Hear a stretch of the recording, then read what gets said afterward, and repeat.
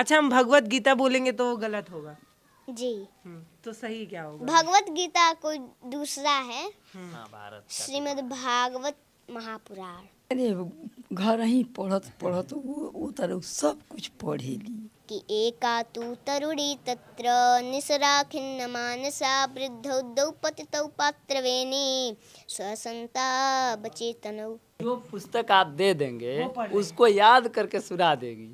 एकदा हि विशालायां चत्वारि ऋषयो मला सत्संगार्थ समायाता दृश्यस्तत्र नारदम। हाथ वाथ रखिए सिर पे, थोड़ा हम लोग का भी भला हो। इतना ज्ञान है आपके पास उसका। तो यकीन मानिए इस बच्ची को देखकर मैं इतना खुश हूँ, अभी मेरा अंदर मेरे रोम रोम खड़े हो गए हैं। इस बच्ची का मैं पहला पार्ट में डाला हुआ हूँ जो भारत एक नई सोच के सौजन्य से है, जिसके पत्रकार पल्लवी जी इसका इंटरव्यू ले रही हैं। जब मैं इतना देख इतना खुशी से पागल हो रहा हूँ, इससे मिलने का मन कर रहा है, तो पल्लवी जी क्या हाल हुआ होगा। तो सच में भारत सोने का चिड़िया ऐसे नहीं बोला जाता है। इस बच्ची को देख आप यही बोलेंगे कि इस बच्ची कहाँ सीखी है, शायद माँ के पेट में गर्भ में तो नहीं सीख गई। हाँ दोस्तों, माँ गर्भ में सीख कर आई थी। प्लीज आपसे रिक्वेस्ट है कि इसका अंत तक देखें और प्लीज इस बच्ची के लिए एक लाइक कर, जितना हो सके इसको शेयर करें ताकि हर एक बच्चा इससे इंस्पायर्ड हो। और प्लीज चैनल को सब्सक्राइब करके ऑल बटन दबा दें। छोटे बच्चे को अंत तक इतना देखें। गंभीर कभी नहीं देखी।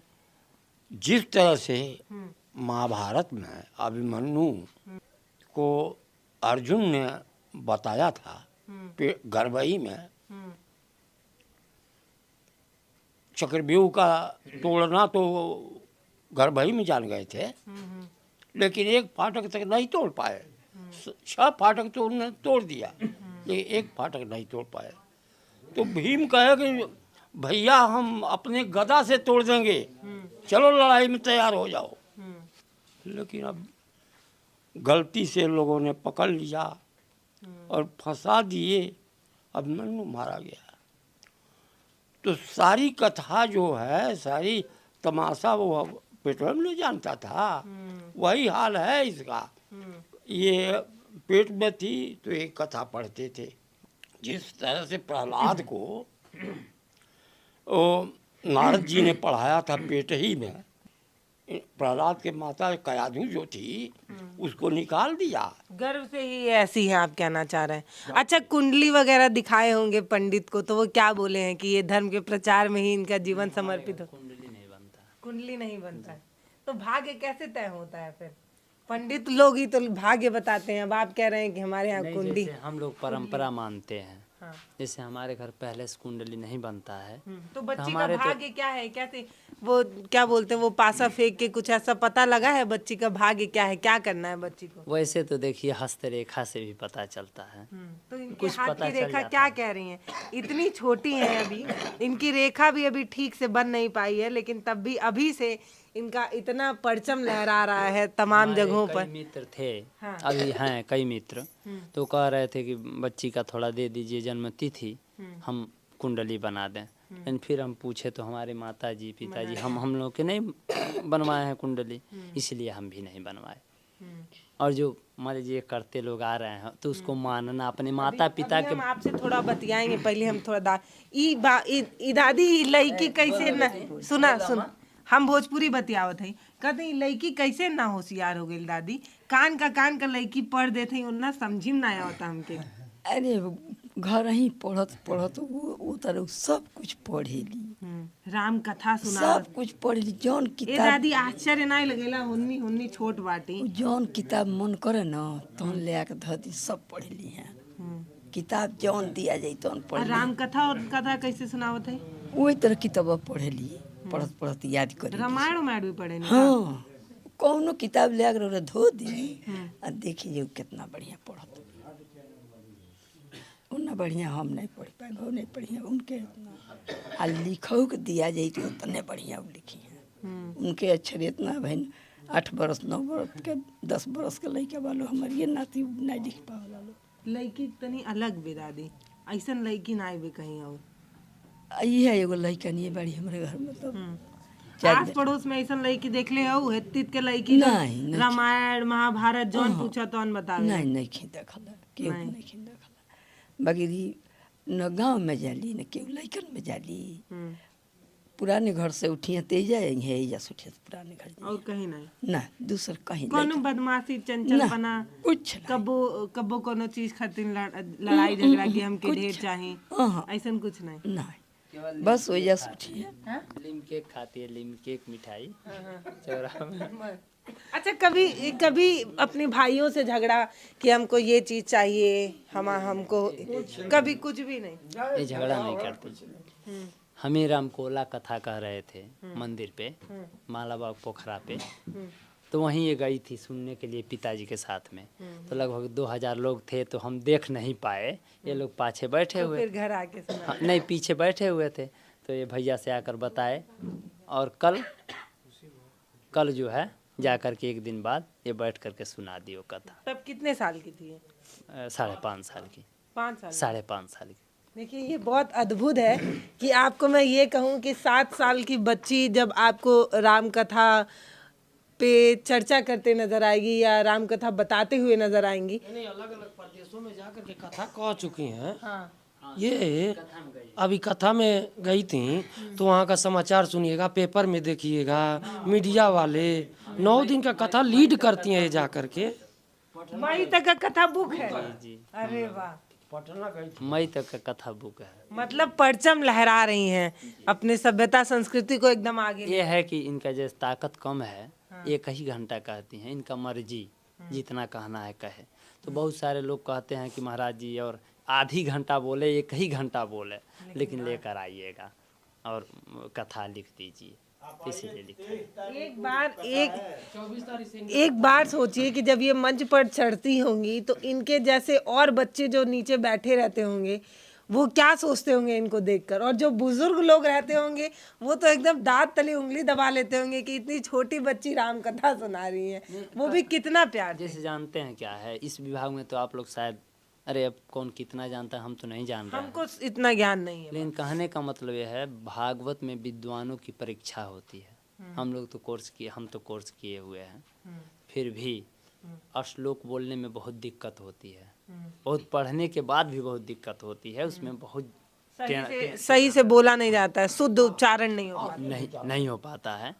उसके बाद भी ये जो है, पहले ही जब 5 साल की थी तभी से राजा परीक्षित सुखदेव जी का नाम लिया करती थी। तो हम कहते थे जरूर सुखदेव जी का जो नाम ले रहा है तो कुछ न कुछ तो इस सब मामले में करेगा।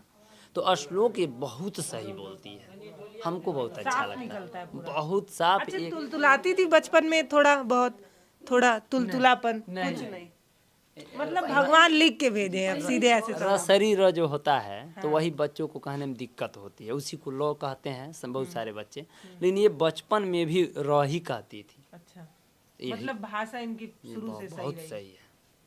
और जो भी हिंदी उंदी और भी स्कूल में जाती है पढ़ने तो अच्छा नंबर, अभी एक परीक्षा दी है, ये तिमाही वगैरह होता है तो एक परीक्षा दी है तो अच्छा नंबर पाई है। इनको जो करना है उसमें तो परचम लहरा ही रही है ये। जो पुस्तक आप दे देंगे उसको याद करके सुना देगी। अच्छा, यदि आप कह दें कि हाँ 5 पन्ना यदि आज पढ़ के याद करना तो कल तक याद कर देगी। और श्लोक जैसे याद करते हैं वैसे हम भी नहीं याद कर पाएंगे। अयोध्या में एक श्लोक याद करने में 1 अंगुली फूल जाती है, एक पट्टा गिरता है इस पर, एक पट्टा पर श्लोक याद होता है। और इसको कोई अट्ठा पट्टा कुछ नहीं है, वैसे ही सब याद हो जाता है। देवी जी कुछ और सुनाइए।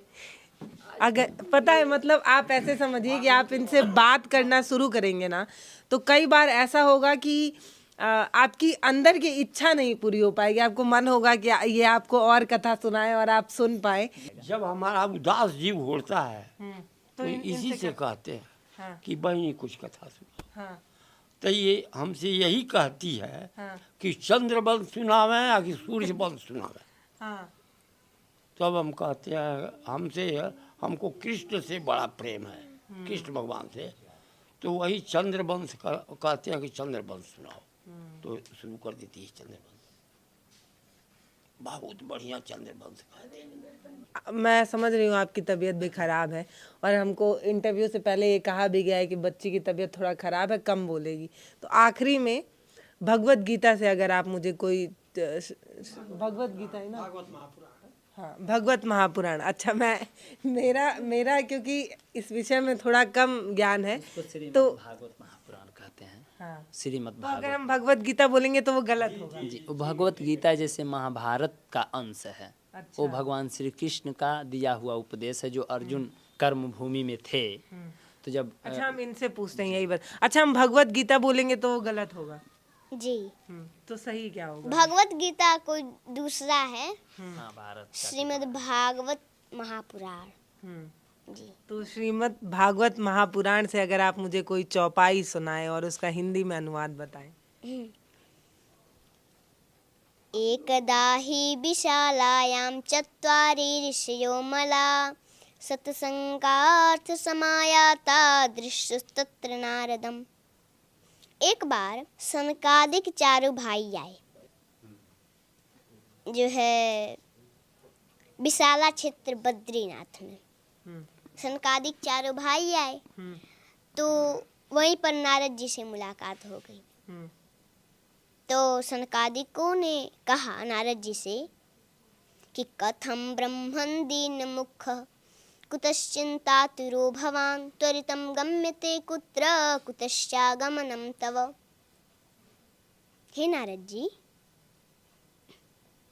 आप उदास क्यों हो रहे हैं? क्या बात है?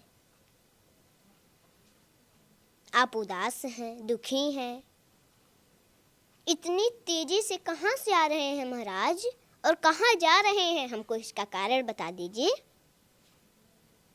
तो नारद जी बोले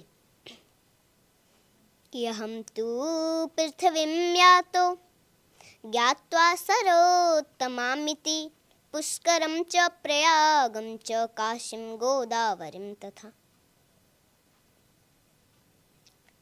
नारद जी बोले कि मैं उत्तम लोक समझ करके पृथ्वी लोक पर आया था।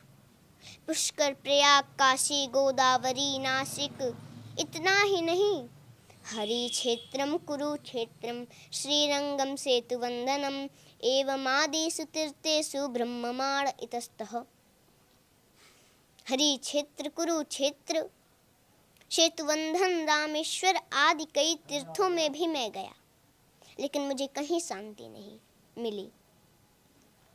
तब मैं वृंदावन में गया तो वहाँ एक आश्चर्य देखा कि एका तु तरुणी तत्र निसरा खिन्न मानसा वृद्धौ द्वौ पतितौ पात्रवेणी स्वसंता बचेतनौ। एक युवती स्त्री बहुत खिन्न मन से बैठी थी, बहुत दुखी मन से बैठी थी। तो हमने उसका कारण पूछा, तुम दुखी क्यों? तो वहाँ मैं न रुक करके और जाने लगा। तो यूँ स्त्री बोली कि भो भो साधो क्षणं तिष्ठ मन चिंतामपि नाशय दर्शनं तव लोकस्य सर्वथा घहरं परम। अजी महात्मा जी, क्षण भर रुको तो सही, हमारी चिंता को भी नष्ट कर दो। आपका दर्शन तो बड़ा भाग्य से होता है महाराज। मैं बहुत भाग्यशाली हूँ कि आपका दर्शन हुआ। देखिए, लाइट भी आ गई। तो आप हमारे दुख को भी कुछ दूर कर दीजिए। तुम नारद जी बोले तो मैंने उसके दुख का कारण पूछा। तो तुम्हारा नाम क्या है, क्या बात है, क्यों दुखी हो? तो बोली कि अहम भक्ति रीति ख्याता इमौ में तन्वो मतो ज्ञान वैराग्य नामान काल योगेन जर्जर। अरे महाराज, हम क्या बताएं, समय के फिर से ही ये ऐसे वृद्ध हो गए हैं।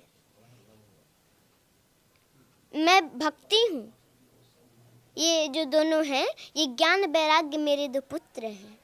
महाराज, समय के फिर से ही ऐसे वृद्ध हो गए हैं।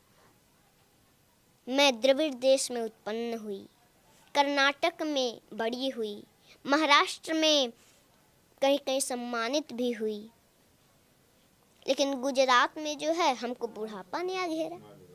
लेकिन जब मैं वृंदावन में आई तो मैं तो युवती हो गई, जवान हो गई, लेकिन मेरे 2 पुत्र वृद्ध हो गए। अब बताइए, इससे बड़ी दुख की बात और क्या हो सकती है? माता युवती और पुत्र वृद्ध हो जाएं, इससे बड़ा दुख और क्या हो सकता है? महाराज, हमने पता नहीं क्या गलती की हमसे, क्या भूल हो गई हमसे कि इतना बड़ा दुख हमको मिल रहा है।